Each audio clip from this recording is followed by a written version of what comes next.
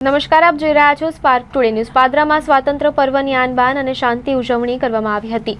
Padra police મથકે police સ્ટેશનના પીઆઈના હસ્તે ધ્વજવંદન કાર્યક્રમ યોજાયો હતો। આ પ્રસંગે પોલીસ મથકના પીઆઈ વીએ ચારણ દ્વારા સફાઈ સેવકોનું સન્માન કરવામાં આવ્યું હતું। પાદરાની મુખ્ય સરકારી કચેરી પાદરા મામલતદાર કચેરીએ પણ ધ્વજવંદનનો કાર્યક્રમ યોજાયો હતો। પાદરાના મામલતદાર હંસરાજસિંહ ગોહિલના હસ્તે ધ્વજવંદન કાર્યક્રમ યોજાયો હતો, જેમાં મામલતદારના વિવિધ વિભાગોના અધિકારીઓ તેમજ સ્ટાફ હાજર રહ્યો હતો। પાદરા નગરપાલિકા સંચાલિત કે ગર્લ્સ હાઈસ્કૂલ ખાતે ધ્વજવંદન કાર્યક્રમ યોજાયો હતો, જેમાં પાદરા નગરપાલિકાના ઉપપ્રમુખ ગૌરવ સોનીના હસ્તે ધ્વજવંદન કાર્યક્રમ યોજાયો। આ પ્રસંગે હાઈસ્કૂલના શિક્ષકો તેમજ વિદ્યાર્થીઓએ હાજરી આપી હતી। પાદરા નગરપાલિકા સંચાલિત પીપી શ્રોફ હાઈસ્કૂલ ખાતે શિક્ષણ સમિતિના ચેરમેન તેજસસિંહ ગોહિલના હસ્તે ધ્વજવંદન કાર્યક્રમ યોજાયો।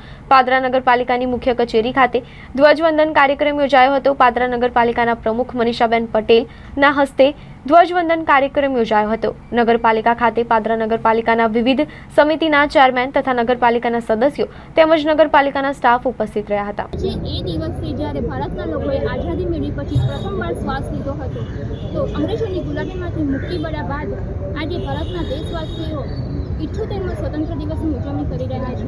તો આપણા ભારતવાસીઓ અને દેશવાસીઓ માટે સમર્પણ, એકતા અને રક્ષાનું પ્રતીક છે।